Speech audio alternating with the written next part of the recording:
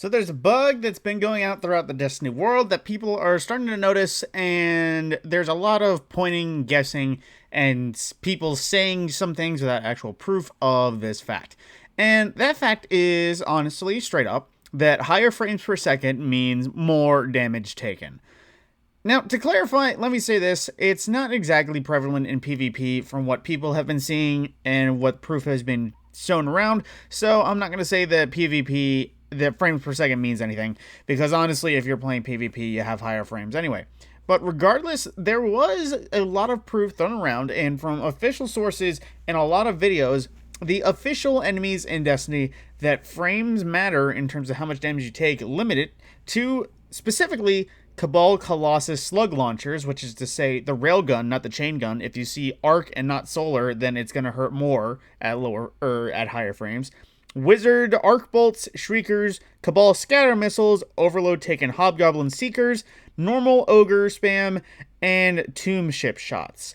So, for whatever reason, all of those enemies in Destiny, regardless of how many frames you got, if you have more frames, you take more damage. And I'm not going to share here just because I'm not sure about the copyright allowance of said videos, but literally there is several videos where somebody has 30 frames on an old Xbox, they get shot by a tomb ship, they live the first little set of two, and then when they're at 60 or higher, they get shot by the same tomb ship and they instantly die.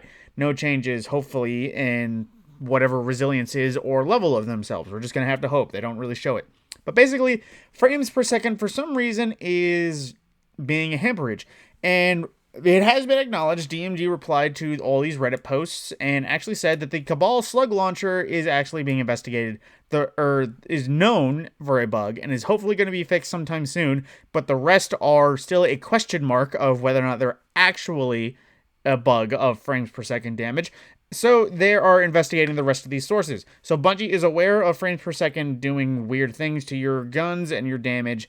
But unfortunately, this is something that we're just going to have to live with for some time being. I do not recommend that anyone on PC actually go and cap their frames anything lower than 60, honestly. If they're so concerned about it, they don't need to run at 150. You can easily run at 60, and you might, air quotes, say you're able to notice the difference.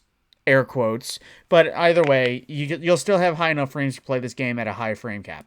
So with that being said, don't think you need to revert a few generations back just because it means anything. Honestly, I've been constantly running at 60 frames, and while there's a few things that are kind of bullshit, I wouldn't worry about it too much. So yeah, that is confirmed. Frames per second, it has been dealing more damage to higher frames, but it's only specific enemies, mainly PvE enemies, and if it even is in Gambit, then why are you carrying its Gambit? It's broken anyways.